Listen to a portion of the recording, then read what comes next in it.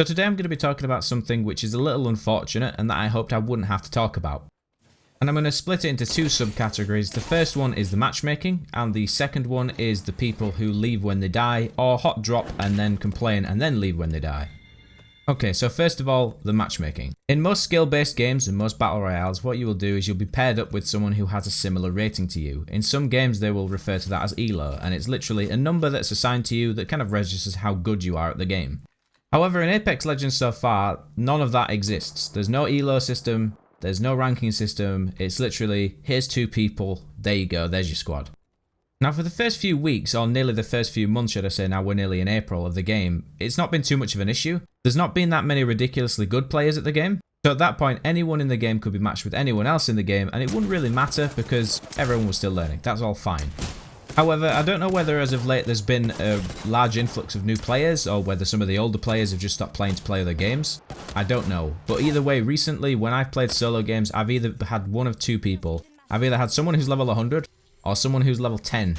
And there seems to be kind of no middle ground. I've had maybe a couple that are like level 50, but most of the time it's either 10 or 100. That's literally the pick of the draw.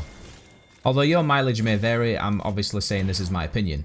And I've got nothing against the new people who play the game, and to be honest, the matchmaking system, if they put one in, would help them as well, because they wouldn't just get level 100s trashing them every game. And it would also help out people who are level 100 plus, because then they would get matched with people similar to their skill level, even if they were still not very good at level 100.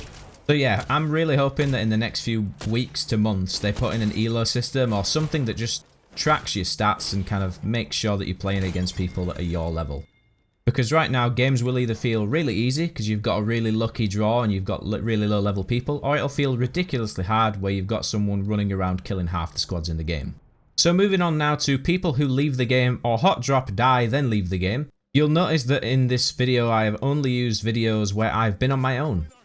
And it happens a lot more frequent than I would like, and to be honest I could make 5 more videos with the footage I've got of people just leaving. And again, I think if you leave the game when you are revivable, you should be punished for it.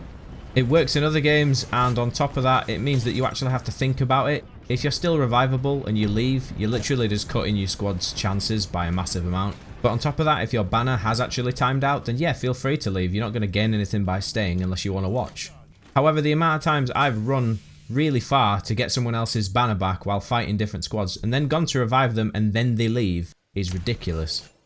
And they pretty much just leave because they can't be bothered to wait until they respawn, go and get the gear.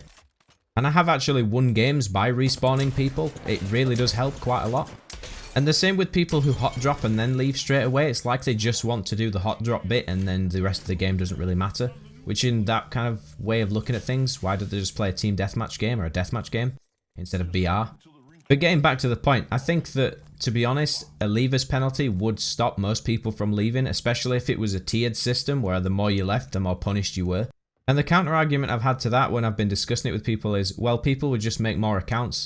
And I kind of get their point, but surely making 5 different accounts just because you can't be bothered staying in a game is more work than just not leaving. Because to be honest, me myself, if I had to make a new email, log in each time I want to use that particular email, remember all the passwords for said emails, and then play on my own pretty much all the time and then leave games just because why not? That's a lot of effort rather than just staying for another minute. Plus it's already shown to be working in other free-to-play games like League of Legends and now free-to-play CSGO. So to be honest, I'm a bit suspicious that the people saying it wouldn't work are the people that are actually leaving. And I also noticed a large amount of people are now hot dropping, a lot more than usual. Not even to like a hot zone. They just go pretty much straight down and start fighting, usually die and then leave. Now just as a point, when I've mentioned this on the subreddit or in the Discord, the only thing I ever seem to hear chirped back is, why don't you just play with your friends? And at that point I go, well, why didn't I think of that? That's a genius idea.